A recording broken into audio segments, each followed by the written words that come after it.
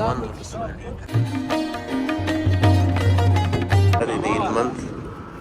درایي ته راورسېدو ولاړې تیل ور اچوو موټر ته نو د هلمند سیل به در باندې که تاسو پېژنئ خو دا ده د دې وارې زه کښېنم حاجي صاحب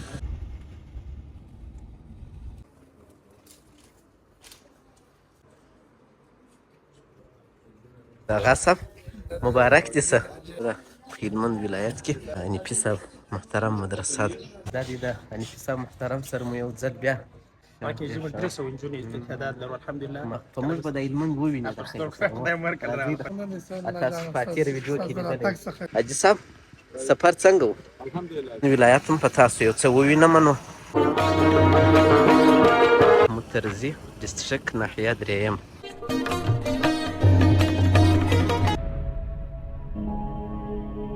السلام علیکم ګران دوستانو یو ځل بیا ښه راغلاست په دې هیله چې ټول به جوړ او روغ یاست نو سهار وختي دی تقریبا 6:30 بجې شاوخوا ده نو نن زه یم او ځینې ملګري دي د خیره سره ځو د هلمند پر طرف نو د هلمند خواته یو میله لرو هغه زما کوم یو مینهوال چې راغلی و د امریکا څخه نو د هغه سره انشاءالله د میلې یو پلان لرو د هلمند پر طرف نو زه د خیره سره هلمند هم کوروو دا لار هم در باندې وینم او د هلمند هم ځینې مشهور ځایونه در باندې وینم د خیره سره نو یو بلاګ درته جوړوم تاسو دا بلاګ را سره تعقیب کړئ نو زموږ سفر پیلیږي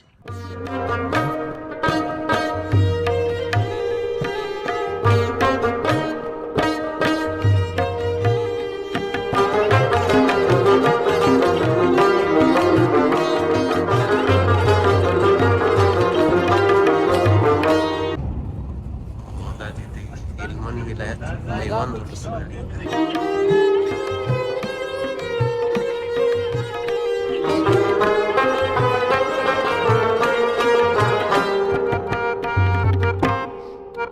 دا د هلمند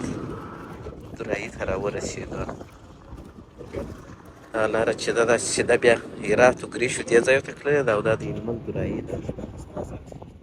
او موږ دلته پر دا پمپ ولاړ تیل ور اچوو موټر ته به تیل هم ور واچوو یو خوا ته به دوی وایي دا مسجد کې اودسونه مو وکړو ماشاءالله زموږ سفر ادامه لري نو زه به د خیر سره دا لارې مې ځینې شاټونه نه درته راواخلو ولې چې ساده سړک و نو سړی داسې نه وي چې بیا وغمیږي دا هم شاته چې وینئ دا د هلمند درایي ده نو د لښکرګاه درایي ده نو داسې هلمند ته کاټېږو د خیر نو د هلمند سیل به در باندې وکړو نو دې خوا ته باید په خوراک شیان هم پیدا کېږي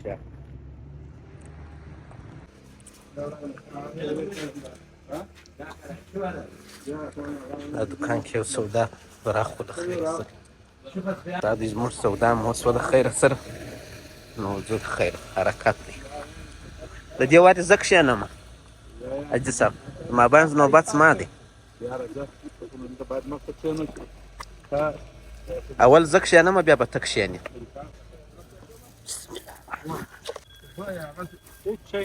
داسې نه دا چا درکو داسې نه چې په اخر کې جانانه ته پسې ګرځي هغه به کار خلاصوي چې وایي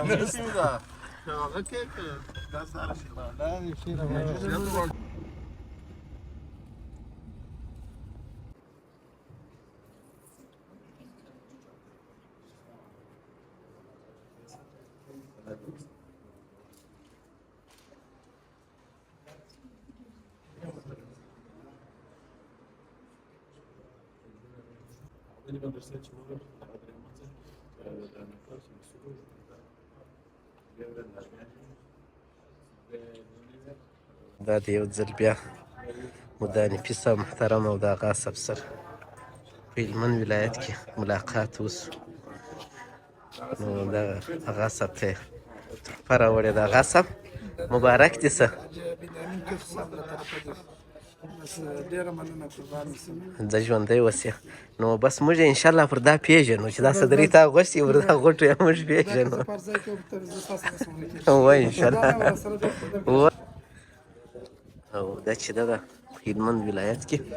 د حنیفي صاحب محترم مدرسه ده دغه یې لوحه ده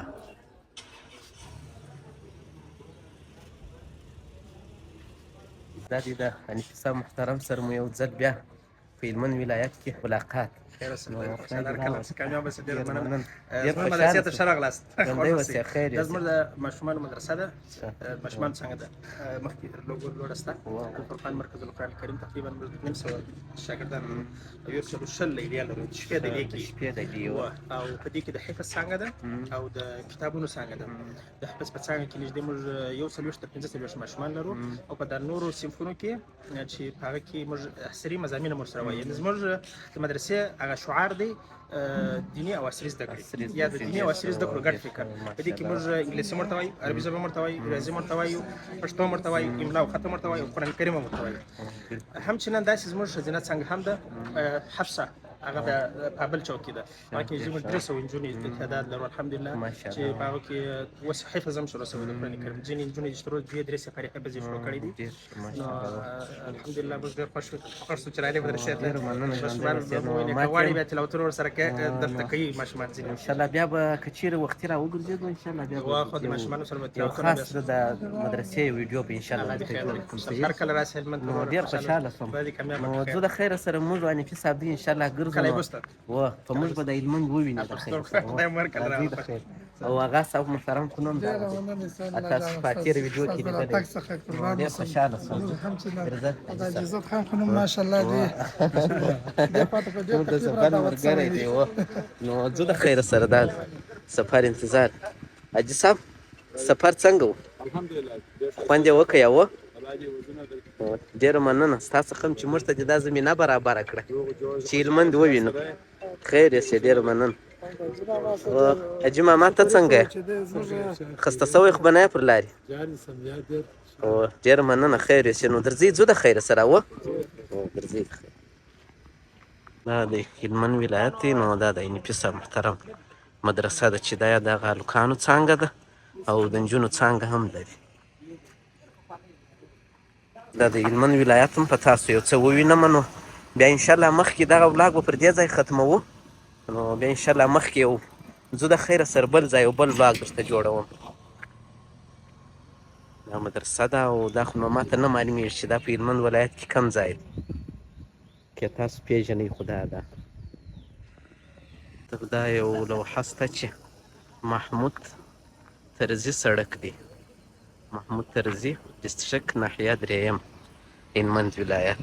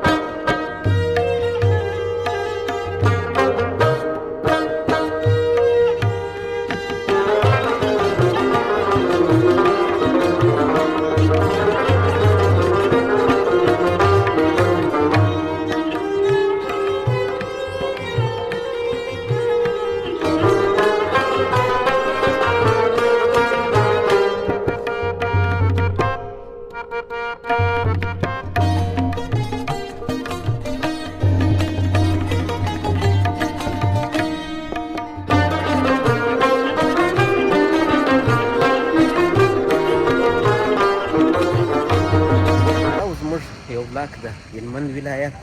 چې راورسېدو نو بیا انشاءالله تعقیب مو کوي د هلمند سریز ادامه لري نو په نورو ولاګو کې به سره غواړو تر بیا د خدای په امان ښه وخت بای بای